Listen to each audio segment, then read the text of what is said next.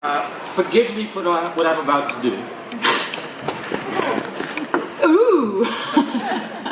So this wasn't just a stunt, but I want you to imagine, I know I'm not the fastest person in the world, but you saw how quick I ran.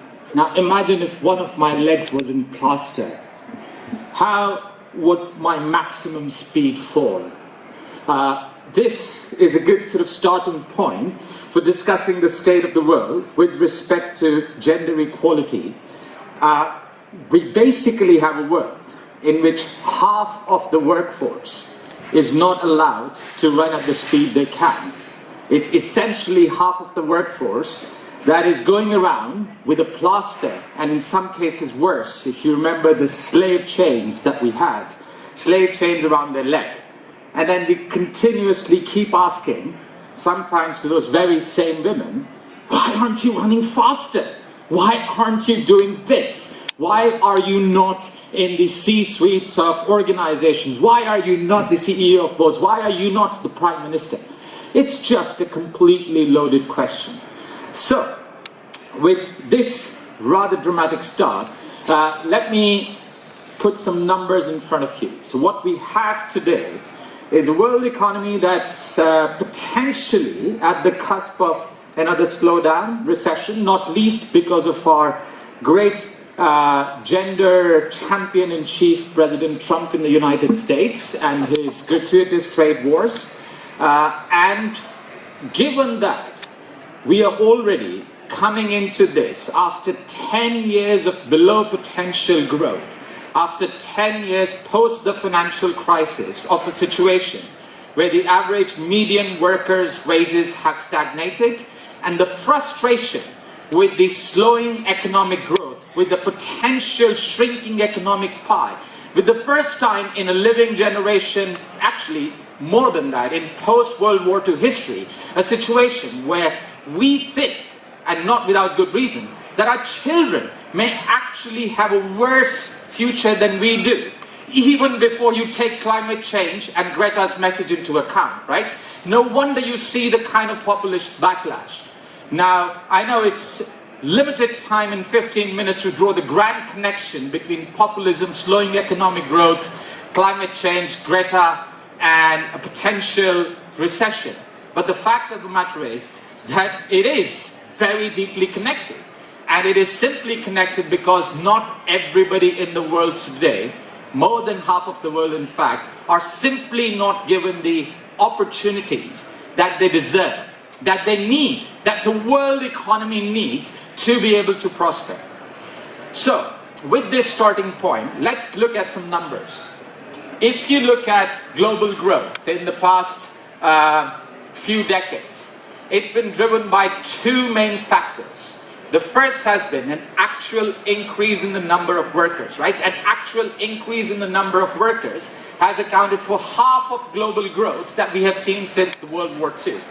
The other half comes from increases in productivity, right? And over the long term, increases in productivity come from innovation, new inventions, the invention of the internet, the arrival of the mobile telephone, and so on and so forth.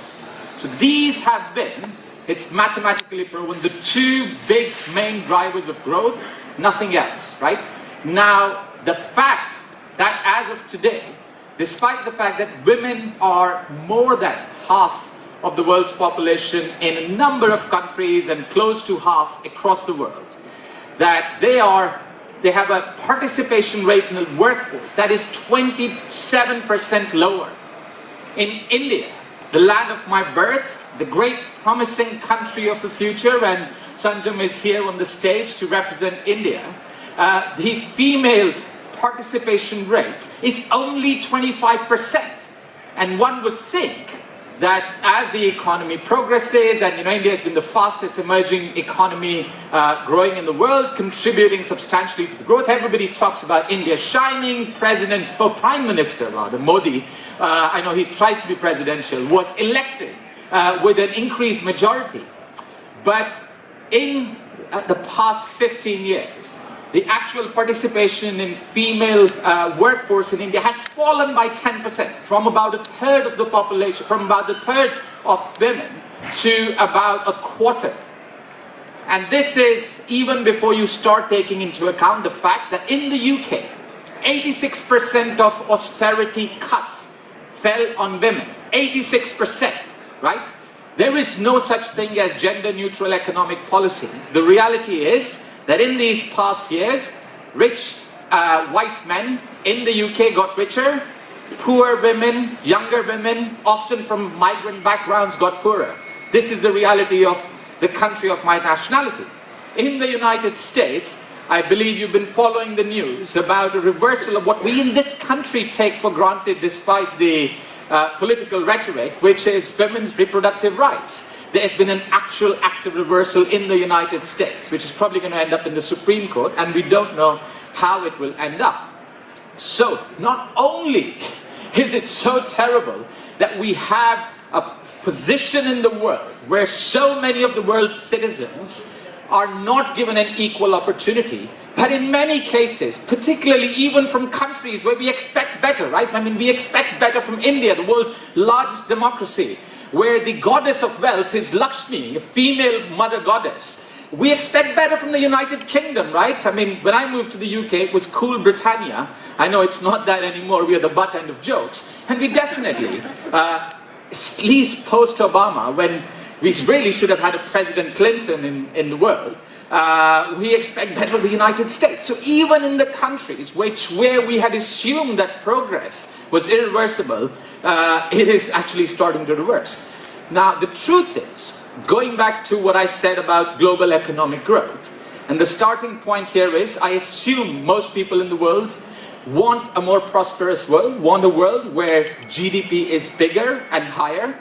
We can have detailed arguments about how this growth comes about, whether it's environmentally sustainable or not, how it is distributed, whether it's equitably distributed or not, but those are second order questions, right? The point is growth in most cases is good, and the numbers there are very clear.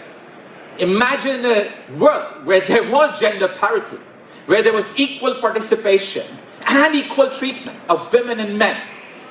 The world's GDP would be 25% higher, right? I mean, that's 25% higher in a world where a 1.5% growth rate in the European Union is considered a good outcome, right?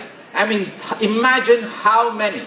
That is actually the equivalent of the US and the Chinese economy taken together. So we are wasting an opportunity of the US and the Chinese economy size combined, taken together. That's about $30 trillion between now and 2025. That is being left on the table because we are not giving equal opportunity to what I assume, and if anybody in this room disagrees, you probably should walk out, is an equally talented part of humanity, right? My starting assumption, and I think anybody who doesn't believe in eugenics should agree with that, is that talent is equally distributed. So the first point, going back to where growth comes from, is this, even India alone. So if India simply gave women an equal opportunity to participate in the workforce, that's more than 250 million additional workers. That's more than what the European Union can offer, right? And at a time when, particularly in the West, we have declining populations. What you have in the EU is 10 out of the 10 top world's countries with declining population are in Eastern Europe today. Japan, which we often hear about, and sometimes through funny anecdotes, that in 2010, the sale for adult nappies in Japan was bigger than the sale for nappies for children. And since then, it's got even bigger, right? And that is Japan. But Japan is at number 11. Bulgaria is going to lose 25% of its population by 2050. Latvia is going to lose close to 25%. The most anti-immigrant countries, the most anti-immigrant states that don't like people like me, and they don't seem to disproportionately like the women either, Hungary and Poland, amongst others, are going to lose 15% of the population, right? These countries, if you think of it from a very cynical political perspective, I guess that's not a bad thing. If you're a sexist, racist country, it's probably just as well that you are going to shrink yourself out of existence. But I didn't say that. Let's not be that cynical. So the fact of the matter is that we are facing an environment where expected growth rates, particularly in the West, in the countries most of us live in, where we're used to levels of prosperity, where we're used to the idea that our children are going to have a better future than we did. These countries, growth rates have fallen to roughly half of what we grew up with. And a big driver of that is that the number of workers has stopped increasing. And in many countries, Germany and Japan included, this is actually already a drag on growth, where the actual number of workers is starting to fall. And in these countries, to have women who want to work, who have the right education, have the right talent, the right motivation, but are not given an equal opportunity to work, to not let them work is a crime against not just humanity, but also against economics and common sense. And for people who want to make their country great again, be it China or Hungary or the United States or India, to not utilize this huge untapped potential is a crime against their own political ideology too. So, that is one big boost to economic growth that will come from just letting women participate, even at the inequitable terms they can participate in today, right? Because they can't participate at a global level on the same terms as men. There's a 23% pay gap in identical jobs, whether it's a developed world or developing world. And if you rank countries in the order of how well they treat their women and what female labor participation is, shipping ranks completely right at the bottom, below Chad, below Saudi Arabia. You don't want to be behind Saudi Arabia in issues of gender equality, do you?